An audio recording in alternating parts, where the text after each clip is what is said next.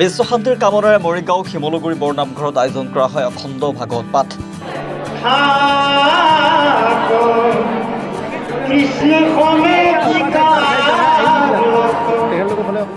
ত্ৰিশতম হাবি বৰঙাবাৰী আঞ্চলিক অখণ্ড ভাগৱত পাঠত বহু লোকৰ সমাগম।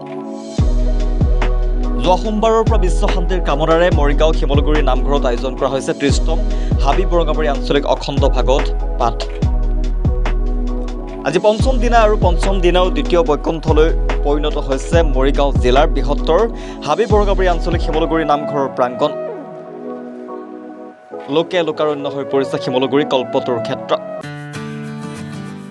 আজি পঞ্চমটো দিনত উক্ত ভাগৱতস্থলীত সহস্ৰাধিক লোকে অংশগ্ৰহণ কৰিছে। ইফালে অখণ্ড ভাগৱত পাঠ ভাগৰ আয়োজক সমিতিয়ে এই ভাগৱত পাঠ 7 দিনলৈকে চলিব বুলি জানিবলৈ দিয়ে। এই মহাভাগৱতত হৰিনামৰ মহিমা লুকাই আছে, ভক্তিৰ মাহাত্ম্য লুকাই আছে, সৎসংগৰ যি মহিমা এই মহিমা লুকাই আছে। এই সৎসংগ পাবৰ কাৰণে, এই হৰিনাম ল'বৰ কাৰণে ভাগৱতৰ ওচৰত শৰণাপন্ন হৈ আজি আমাৰ এই ভাগৱত মণ্ডপত আমাৰ অঞ্চলৰ সমগ্ৰ অঞ্চলৰ বিভিন্ন ঠাইৰ পৰা বিভিন্ন প্ৰান্তৰ পৰা আহি ভক্তসকল সমবেত হৈছে। আৰু সেইসকলৰ কাৰণে মই আচলতে এই ভাগৱত যি উপসমিতি, ভাগৱতৰ আদৰণি সমিতি উপসমিতি, খাদ্য উপসমিতিৰ মই সভাপতি হিচাপে মই কৃতাৰ্থ হৈছোঁ। আজি দেখিছোঁ মোৰ আজি চাওক, এই সমগ্ৰ অঞ্চলৰ সকলো ঘৰে সকলো ব্যক্তিয়ে প্ৰত্যেকজনে এই ভাগৱতলৈ নিজৰ যিমান খাদ্য অনুযায়ী নিজৰ অৰিহণা আগবঢ়াইছে।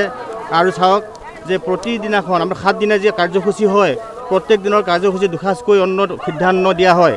সেইসকল আমাৰ অন্নদাতা হিচাপে আগবাঢ়িছে। ইয়াত আছে বিভিন্নজনে, চাওক যে দেৱেশ্বৰ নাথে এসাঁজ আগবঢ়াইছে, ৰাজেন কাকতি, লক্ষ্যজ্যোতি দেৱী, গিৰীশ পাটৰ, বলেন চন্দ্ৰ বৰুৱা, ধীৰেন চন্দ্ৰ নাথ, ৰূপ কোঁৱৰ বৰদলৈ, মিহিৰ ভূঞা, কমল নাথ, মলানী দেৱী, প্ৰেমানন্দ নাথ, প্ৰাঞ্জল বৰগোহাঁই আৰু আদৰণি সমিতিৰ ফালৰ পৰা এসাঁজ, এনেকৈ প্ৰত্যেকজনে অনুদান দান বৰঙণি আগবঢ়াইছে, খাদ্য বা সিদ্ধান্ত আগবঢ়াইছে। যাৰ কাৰণে তেওঁলোকৰ যি বদান্যতা তেওঁলোকক আমি ধন্যবাদ দিছোঁ। আৰু সেইকাৰণে আমি ইয়াত কোনো নিস্বাৰ্থভাৱে সকলোৱে দান বৰঙণি আগবঢ়াইছে, সকলোৱে সেৱা আগবঢ়াইছে। গতিকে সঁচাকৈ এই ভাগৱত ক্ষেত্ৰখন এখন বৈকুণ্ঠপুৰীলৈ যে ই পৰ্যবেক্ষিত হৈছে। বৈকুণ্ঠ হ'ল য'ত কোনো কুণ্ঠা নাই, য'ত কুণ্ঠাৰ অৱসান হয়, সেই হ'ল বৈকুণ্ঠ। আজি এনেকুৱা লাগিছে ভাগৱতখন ভাগৱতৰ এই ঠাইখন যেন এটা বৈকুণ্ঠপুৰী সদৃশ হৈ পৰিছে। তাৰ কাৰণে মই আজি সকলো ভক্তগণক মই সেৱা জনাইছোঁ, ধন্যবাদ জনাইছোঁ। প্ৰথমতে আপোনালোক সকলো সংবাদ কৰ্মীলৈকে মোৰ অশেষ ধন্যবাদ জ্ঞাপন কৰিছোঁ। আজিলৈকে এনেকুৱা সংবাদ মাধ্যমৰ মানুহ আমাৰ এই অঞ্চললৈ অহা নাই। এইটো এটা আমাৰ আঞ্চলিকৰ ডাঙৰ উৎসৱ বুলি ক'লে ভুল নহ'ব। কাৰণ আপোনালোকে গম পাইছে, আমাৰ সভাপতি মহোদয়ে কৈছে 1993 চনৰ পৰা এই অনুষ্ঠানটো হৈ আছে। এসময়ত ইয়াৰ কলেৱৰ ইমান ডাঙৰ আছিল, আপুনি ভাবিব নোৱাৰা ধৰণৰ মানুহ ইয়াত গোট খাইছিল। ইয়াতে আমাৰ যুৱ সমাজৰ যথেষ্ট উন্নতি সাধন হৈছে বুলি ক'ব পাৰি। কাৰণ যিহেতু আজি আমি এতিয়া বৃদ্ধই হৈছোঁ।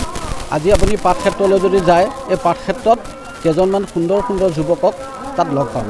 তেওঁলোক আহিছে কেৱল এই ভাগৱতৰ প্ৰতি তেওঁলোক আকৃষ্ট হৈছে, তেওঁলোকক ভাগৱত ধৰ্মই ক্ৰিয়া কৰিছে। তাৰ কাৰণে তেখেতসকলে আহি ইয়াত তেওঁলোকে ভাগৱত পঢ়িবলৈ, ভাগৱতৰ নিচিনা এটা অনুষ্ঠানত ভাগৱত পাঠ কৰিবৰ কাৰণে আহিছে। আৰু তেওঁলোক নিশ্চয় ইয়াৰ কাৰণে উপকৃত হৈছে। আৰু তেওঁলোক সম্পূৰ্ণ আজিকালি যিবিলাক ড্ৰাগছ বা মাদক দ্ৰব্যৰ পৰা তেওঁলোকে বৰ্জিত হৈ সম্পূৰ্ণভাৱে ইয়ালৈকে ওলাই আহিছে। গতিকে ইয়াৰ পাছতো আৰু প্ৰজন্ম যে আহিব আমি আশা কৰিছোঁ। এই প্ৰজন্মসকলে আমাৰ এই ভাগৱত যি অনুষ্ঠান, এই অনুষ্ঠানটো ধৰি ৰাখিব বুলি আমি আশা ৰাখিব পাৰোঁ।